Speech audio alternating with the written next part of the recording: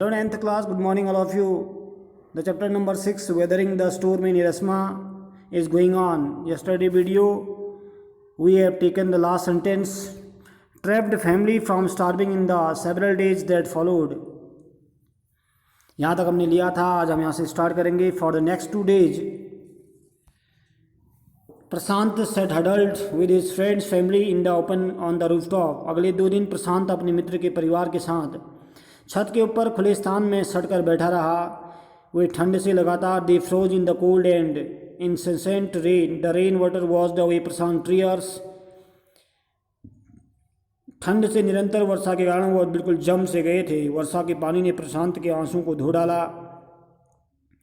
The only thought that flashed through his mind was whether his family had survived the fury of the super cyclone. Was he to be breathed once again?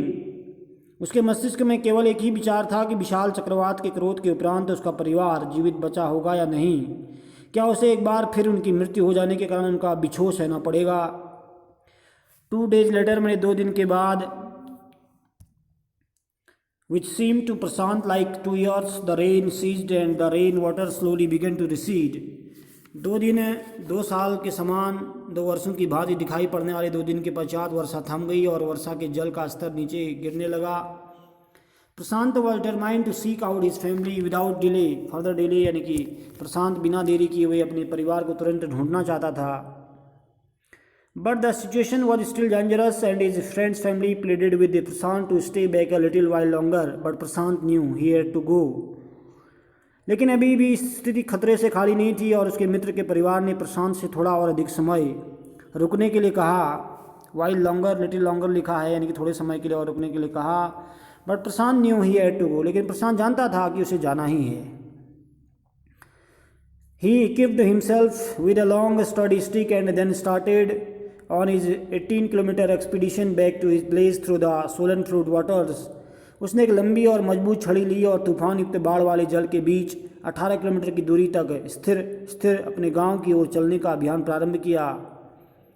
It was a journey he would never forget. उस यात्रा को वह कभी नहीं भूल पाएगा. He constantly had to use his stick to locate the road to determine where the water was the most shallow. सड़क की स्थिति और कम से कम गहरे पानी के स्थान का जानने के लिए उसने निरंतर अपनी छड़ी का प्रयोग किया. At place it was waist deep and progress was slow. कई स्थानों पर पानी कमर के जितना गहरा था. At several points he lost road.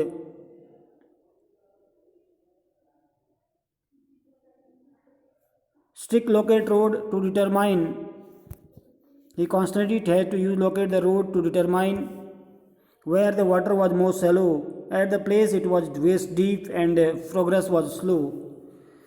कह रखा है कि उसने पानी की स्थिति को जानने के लिए अपनी स्टिक का प्रयोग किया.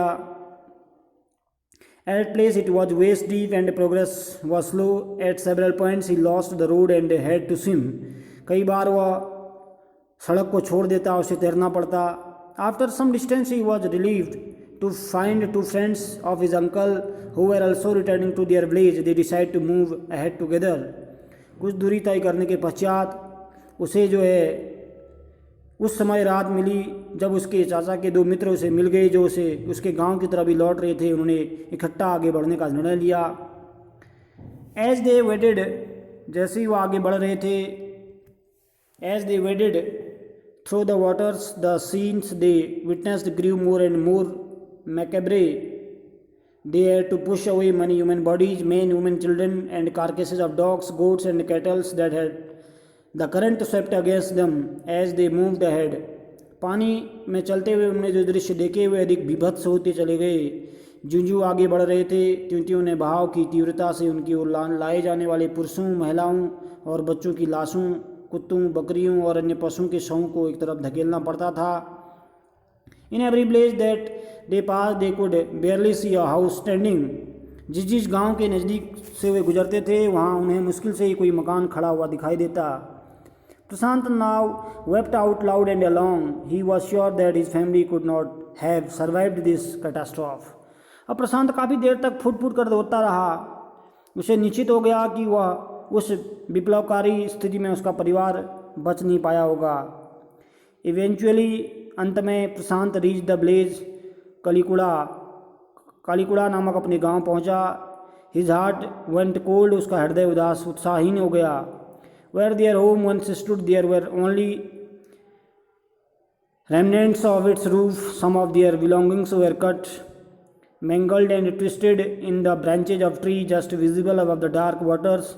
Young Prasant decided to go to the Red Cross shelter to look for his family. यानी कि उनकी कुछ संपत्ति पेड़ों की शाखाओं में अटकी हुई, टूटी हुई या मुड़ी हुई काले पानी के ऊपर नजर आ रही थी। अपने परिवार की तलाश करने के लिए प्रशांत ने रेड क्रॉस शरण स्थल में जाने का निर्णय लिया।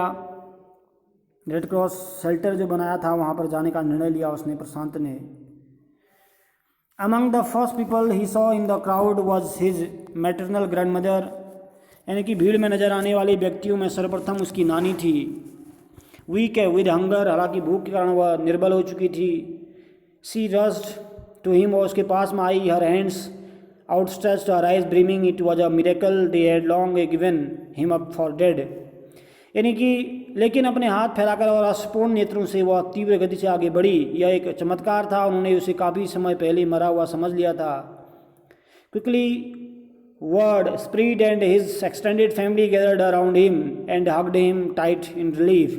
प्रशांत anxiously scanned the motley battered group, his brother and sister, his uncle and aunts, they all seemed to be there.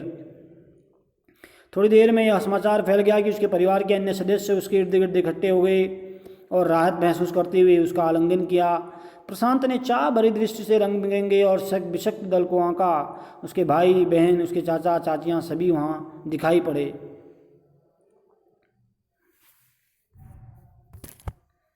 By the next morning, मैंने अगले सुबह प्रातःकाल को, as he took in the desperate situation in the shelter he decided to get a grip over himself. अगले प्राप्तकाल तक वह शरणस्थल की निराशाजनक स्थिति का जायजा ले चुका था।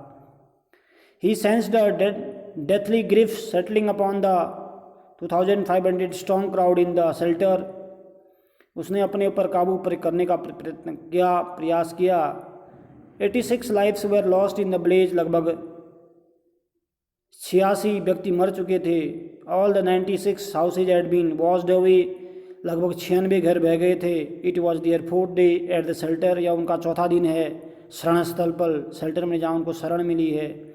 सो far they had survived on green coconuts but there were too few to go around such a tumult of the people.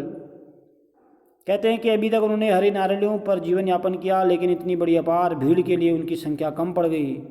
कहने का मतलब क्या है, नारियल भी अब क्या हो गए, थोड़ा कम पड़ गए, क्योंकि बहुत ज़्यादा भीड़ थी, बहुत ज़्यादा मात्रा में लोग थे इकट्ठा वहाँ। तो यहाँ तक आपने ये देखना है आज, इससे आगे हम नेक्स्ट वीडियो में फिर करवाएंगे।